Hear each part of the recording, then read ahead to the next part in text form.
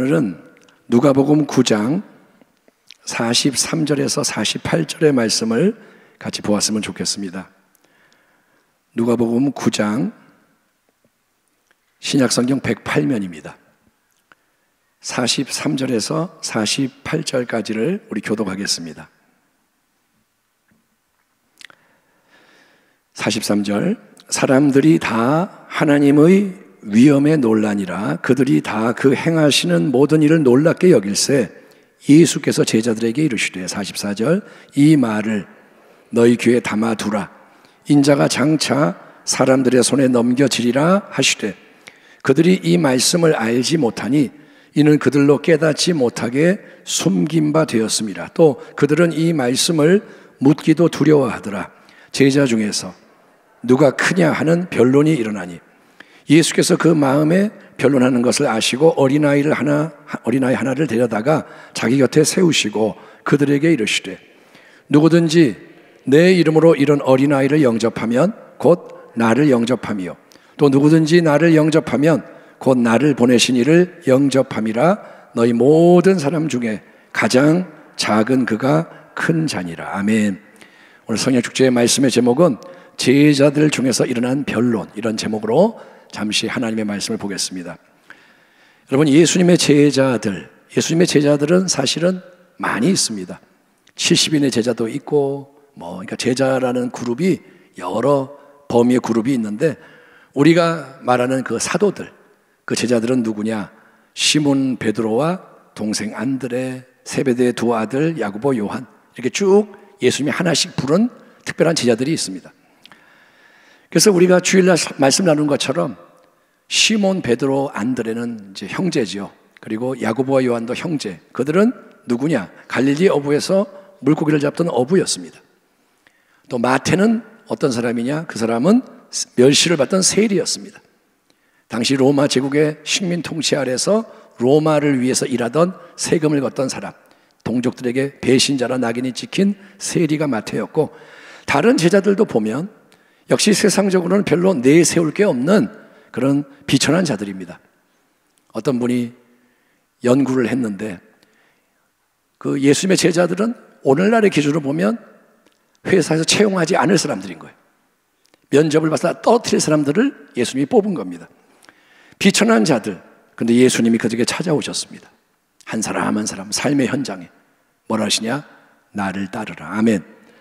그래서 새로운 삶으로 부르시는 거예요. 그들 모두는 공통점이 뭐냐면 그 순간에 지금까지 익숙한 삶의 터전과 이전의 모든 외적인 것을 다 내려놓습니다. 베드로, 시몬 따르라 내려놓고, 야고보, 요한 따르라 내려놓고, 마태, 모든 사람, 빌립 다 자기의 걸 다 내려놓고 그 다음에 따라 나서는 거예요. 예수님을 따라가려면 기존의 걸 내려놔야 돼요. 그래서 그들은 어디를 가시든 그분과 동행을 하고, 아멘, 그분으로부터 모든 것을 새롭게 배우는 제자의 삶을 시작하는 거예요. 따라합니다. 제자가 되려면 새로운 길을 가야 한다. 아멘. 베드로가 고기를 많이 잡고 예수님 여기 내 삶의 자리에서 나와 동역합시다, 내가 하고 싶은 걸 해주세요, 이게 아니고 예수님은 나를 따르라. 네가 가는 길을 나를 끌고 가려고 그러지 말고 내가 가는 길로 따라와라, 이렇게 제자로 부르시는 거예요.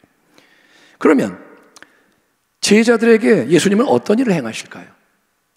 사람들을 삶에서 불러내셨는데 예수님은 어떤 일을 행하실까요? 제자들은 매일 예수님과 동고동락합니다. 그들은 주옥 같은 그분의 입에서 나오는 말씀을 듣습니다. 남들에게는 비유로만 전하는 진리라도 제자들에게는 주님이 풀어서 설명을 해주십니다. 바깥 사람들은 비유를 듣고 잘 이해를 못하지만 주님 무슨 뜻이에요? 그러면 주님은 설명을 해주세요. 남들이 듣지 못하는 특별한 다른 가르침도 제자들에게 많이 주십니다. 또 제자들은 여러분 예수님 바로 옆에 있으니까 그분의 놀라운 능력과 권세를 수시로 목도하는 거예요. 어떤 사람은 평생에 한 번 예수님의 기적을 보지만 그들은 수많은 병자, 매일 몰려오는 그 병자들 치유되는 거, 악한 귀신들이 예수님 만나면 떠나가는 거, 아멘 합시다. 아멘. 귀신들은 그냥 떠나가는 거예요. 예수님이 어디 들어가시면 귀신들이 못 견뎌요. 정체를 드러내고 떠나가고 쫓겨가고, 어떤 때는 예수님이 제자들에게 그런 일을 행하도록 권세를 부여하기도 합니다. 예수님이 맨날 내가 기적 행하는 걸 봐라가 아니라 너희도 가서 귀신을 쫓아내라. 전도 훈련을 시킬 때 파송을 하면서 권세를 주시는 거예요. 그리 돌아와서 말합니다. 우리가 해도 되더라고요. 우리가 예수의 이름으로 했더니 쫓겨가더라고요. 쟤들이 기뻐하고, 기적도 막 행하시고 무리를 걸으시고 오병이어 기적. 그런데 제자들은 여러분 단순히 말씀과 능력으로 사역하는 이 기술을 전수받는 게 아닙니다. 영화를 보면 무술을 배우기 위해서 몇 년 동안 최고의 스승 밑에서 수련하는 사람들이 있습니다. 스승님으로 삼겠습니다. 받아주세요. 처음에 막 거절하다가 나중에 받아주면 혹독한 훈련을 시키죠. 근데 그 무술을 배우는 사람들은 배우고 나면 하산을 합니다. 몇 년 하고 난 다음에 이제 스승이 뭐라 하냐? 더 이상 가르칠 게 없다. 가라. 그러면 가는 거예요. 예수님과 그런데 제자들의 관계는 그런 관계가 아닙니다. 예수님은 영원토록, 따라합니다. 영원토록. 몇 년 동안만이 아니라, 배울 동안만이 아니라 예수님은 영원토록 제자들의 주님이시고 참된 생명이 되시는 분이에요. 그게 예수님과의 관계의 특별한 겁니다. 따라합니다. 예수님은 생명이시다. 아멘. 예수님은 내가 뭔가를 배우고 당신은 필요 없습니다 할 수 있는 분이 아니라 그분이 우리의 생명인 거예요. 그래서 예수님은 제자들의 여러분 껍데기가 아니라 내면, 생명의 근원인 그들의 마음을 계속 만지시는 거예요. 계속 다루십니다. 따라합니다. 주님은 다루신다.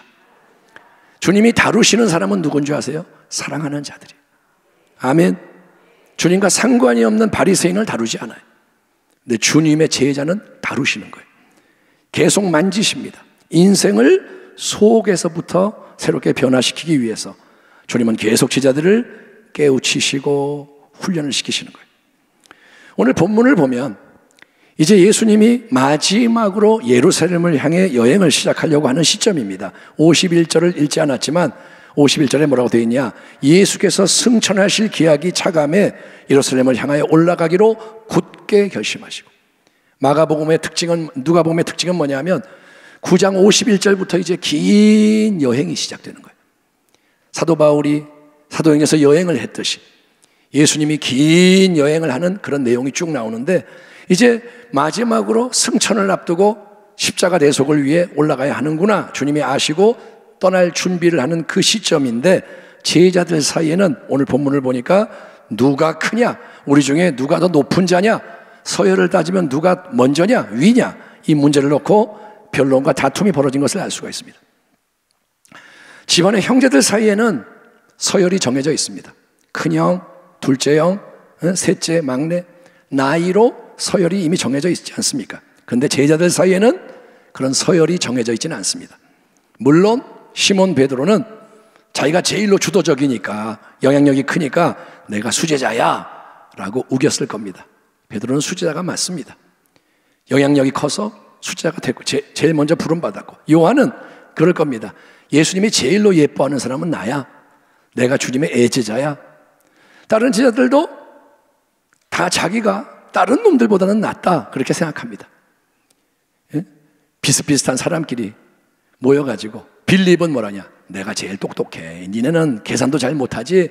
나는 좀 배운 게 있어. 가론유다도 나도 똑똑해 이놈아. 나도 너 못지 않아?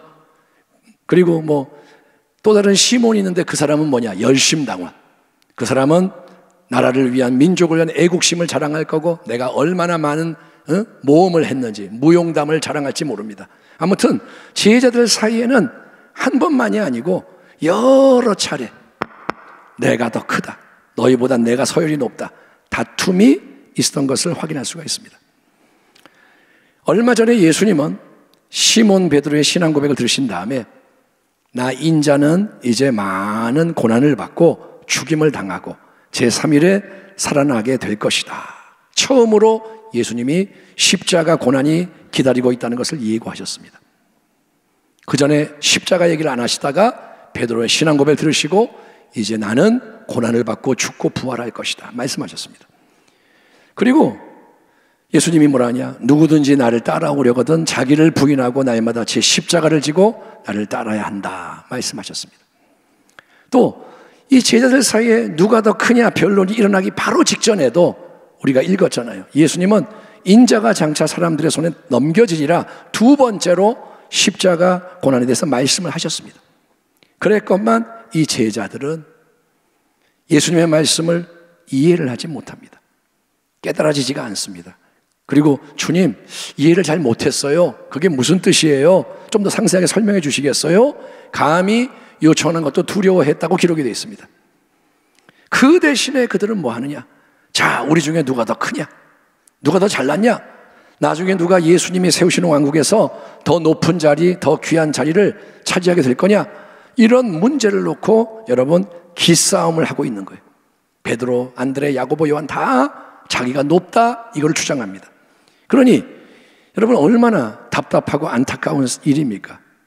근데 어쩌면 이게 바로 우리들의 모습이 아닌가 보여집니다. 남보다 내가 더 크다. 내가 먼저 임직을 받았고 내가 먼저 뭐 했고 내가 더 많은 걸 이루었고 어쩌면 이게 우리의 모습이 아니냐 이거예요. 예수님은 서로 누가 더 크냐 자기를 높이며 갈등하는 제자들 앞에 어린 아이를 하나 데려오십니다. 옆에 세우십니다. 주님 바로 옆에 아이를 딱 세우시는 거예요. 제자들은 이쪽에 있고 예수님 바로 옆에는 어린아이가 있습니다. 그러니까 여러분 주님께 가까운 자는 누구냐? 자기를 남보다 높이며 군림하려 하는 사람이 아니라는 거예요. 주님께 가까이 가는 사람은 어린아이처럼 주님 앞에 열려있는 자, 아멘, 비어있는 자예요. 주님이 어린아이를 옆에 세우시는 거예요. 아멘. 이리 와, 예, 열려있고 순종하는 자. 나는 하나님의 은혜가 없으면 아무것도 못해요. 도와주세요. 겸손한 자를 주님이 가까이 하시는 거예요. 이처럼 어린아이를 곁에 세우신 예수님은 제자들을 향해 말씀을 하십니다.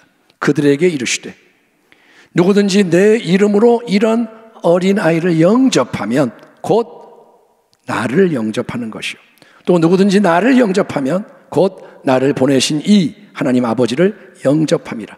너희 모든 사람 중에 가장 작은 그가 큰 자니라. 한번 따라합니다. 가장 작은 자가 큰 자다. 여러분 우리는 예수의 이름으로 귀신을 쫓아내고 예수의 이름으로 기적을 행하는 거 그거를 좋아합니다. 불을 내려주세요. 능력을 주세요. 우리는 뭐 하려고? 그러면 귀신을 쫓아낼래요. 기적을 행할래요. 그렇게 말합니다. 왜? 그게 멋있으니까. 그게 폼나니까. 그렇게 할 때 관심이 집중되고 얻는 게 많아지기 때문에. 하지만 예수님은 그분의 이름으로 어린아이를 영접해라 이렇게 말씀하세요. 저는 오늘 이 본문을 보다가 예수의 이름으로 그럼 우리는 기적을 행하고 이런 걸 생각하는데 그분의 이름으로 어린아이를 영접해라. 그게 바로 예수님을 영접하는 것이고 그게 또 하나님 아버지를 영접하는 것이라고 선언하시는 거예요. 예수의 이름으로 어린아이를 영접하는 게 예수를 영접하는 것이다. 아무 힘이 없는 어린아이, 부족한 어린아이, 경험도 없고 연약한 어린아이를 영접을 하는 것은 사랑의 관심이고 섬김입니다. 아멘 합시다.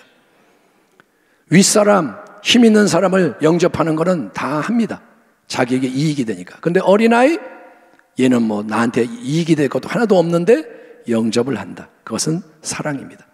우리 예수님이 제자들의 발을 씻어주신 것처럼 그분이 제자들의 발을 씻잖아요. 그것처럼 내가 나를 낮추고 남의 종이 되어주고자 할 때 아멘 합시다. 남의 발을 닦아주고 어린아이를 영접하려면 나를 낮춰야 돼. 그렇게 할 때 우리는 어린아이 같은 수많은 사람, 낮은 자들, 천한 자, 부족한 자, 내게 인간적으로 이익이 될 게 없고 오히려 짐이 되는 사람들을 기꺼이 영접하고 섬길 수가 있는 건데 그렇게 자기를 낮추고 남을 나보다 낮게 귀하게 여기는 자가 하나님 나라에서는 예수님을 닮은 자요 큰 자로 인정이 되는 거예요. 따라합니다. 하나님의 나라에서는 사랑하는 자가 큰 자다. 아멘. 하나님 나라에서는 섬김을 받는 자가 큰 자가 아니라 많은 사람을 섬기는 자가 큰 자라는 거예요. 아멘. 바로 이런 진리의 좁은 길에 합당한 새로운 마음, 이 길을 갈 수 있는 마음, 그런 성품을 창조하기 위해서 예수님은 계속 제자들을 만지십니다. 다루십니다. 빚어가십니다. 시몬 베드로의 성급함, 과시욕, 다른 놈들은 몰라도 나는 이렇게 하겠습니다. 그 마음, 야고보와 요한의 욱하는 불같은 성격, 우르의 아들들, 그게 뭐냐? 성질이 불같아요. 빌립의 계산하고 따지는 얍삽함, 머리가 잘 돌아가 맨날 계산하고, 도마의 의심하는 마음. 예수님은 제자들 전체를 다루실 뿐 아니라 그 자기를 높이고 서로 싸우는 마음만이 아니라 한 사람 한 사람의 개별적인 모난, 약한, 못난 부분도 만지시고 다뤄가십니다. 아멘. 저의 못난 거, 당신의 못난 거, 주님은 개별적으로 다루시는 거예요. 그러다가 결국은 예수님이 어떻게 하시느냐? 성령을 부어주시는 거예요. 성령의 강림과 충만케 하심으로 새 생명이 체험되게 만드시는 거예요. 은혜의 능력을 주셔서 새로운 존재로 일어나게 하시고 빛을 발하게 하시는 줄 믿습니다. 중요한 진리는 여러분 이겁니다. 제자의 길을 간다는 게 뭐냐?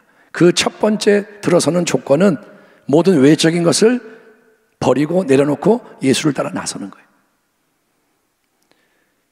시몬아 나를 따르라. 마태야 나를 따르라. 그러면 따라가려면 이유가 없어요. 다 내려놔야 갈 수가 있는 거예요. 아멘. 지금 우리를 돌아봐야 돼요. 이 말씀이 우리 모두가 집을 떠나고 다 버리고 이제 뭐 산속에 들어가고 이런 얘기는 아닙니다. 왜? 우리는 세상의 소금이기 때문에, 빛이기 때문에 우리를 세우신 자리에 있어야 돼. 아멘. 주님의 부르심이, 특별한 부르심이 있어서 떠나라 하는 게 아니라면 떠나지 말고 지금 그 자리에서 서는 게 맞아요. 다만 버리고 떠나는 게 뭐냐? 무엇이든 주님이 내려놔라 그러면 놓을 수 있는 마음이 돼야 한다는 거예요. 아멘. 이게 내 보물이에요, 이건 안 돼요, 이게 뭐냐? 우상이에요. 이삭을 바쳐라 그러면 이게 떠나는 거예요. 아멘. 그러니까 예수님을 위해서 외적인 거 어떤 거에도 매이지 않겠습니다. 주님이 말씀하시면 난 놓습니다. 따르겠습니다. 그게 시작이고 결단과 헌신이 필요합니다. 그러나 이제 중요한 거는 제자도의 길은 그렇게 외적으로 놓고 따라갔다고 끝나는 게 아니라 계속 주님과 동행을 하면서 마음을 새롭게 만드시는 주님의 역사를 따라가야 하는 길인 거예요. 마음 따라합니다. 마음이 새로워져야 돼요. 결정적으로 성령 충만의 능력으로 새 생명이 강하게 역사해야 돼요. 그럴 때 우리의 마음이 새롭게 변화되는 것을 체험하게 되는 겁니다. 여러분, 내가 열심히 노력해서 나를 바꿀 수 있는 게 아닙니다. 포기하십시오. 그럼 빨리 포기하세요. 내가 기도를 많이 하면 내가 거룩해질 거야. 그거 아니에요. 성경을 많이 암송하면 내가 거룩해질 거야. 그런 게 아니에요. 내가 하는 게 아니고 성령이 역사하시도록 나를 자꾸 내어드리는 거예요. 내가 할 일은 나를 내어드리는 거예요. 아멘. 수술대에 올라가는 거예요. 수술을 받으려면 수술대에 올라가야 돼요. 의사 선생님 말해 주세요. 내가 치료할게요. 안 돼요. 수술대 그냥 올라가면 끝나는 거예요. 마취당하고 나면 휙, 그럼 몰라요. 잘라도 모르고 찢어도 모르고 그렇게 죽은 자가 돼야 하나님이 만지시는 거예요. 아멘. 성령이 그러니까 역사하도록 나를 드릴 때 성령이 나를 변화시키는 일이 일어나서 하나님의 꿈이 나의 비전이 되고 예수님의 성품이 나의 인격이 되고 성령의 권능이 나의 능력이 되는 새 역사가 이론이 아니라 찬송과 가사가 아니라 실제가 되는 줄 믿습니다. 하나님은 그 일을 하고 싶으신 거예요. 아멘. 우리가 성령 축제를 드릴 때, 예배를 드릴 때 은혜로운 분위기를 만듭니다. 찬양 많이 하고 우리가 마음이 감정이 막 고조되고, 그러나 신앙의 본질은 그런 분위기가 아니에요. 신앙은 감정이 아니에요. 은혜와 진리, 새 생명에 의해서 변화가 우리 안에서 일어나고 열매가 맺히는 게 신앙의 본질입니다. 아멘.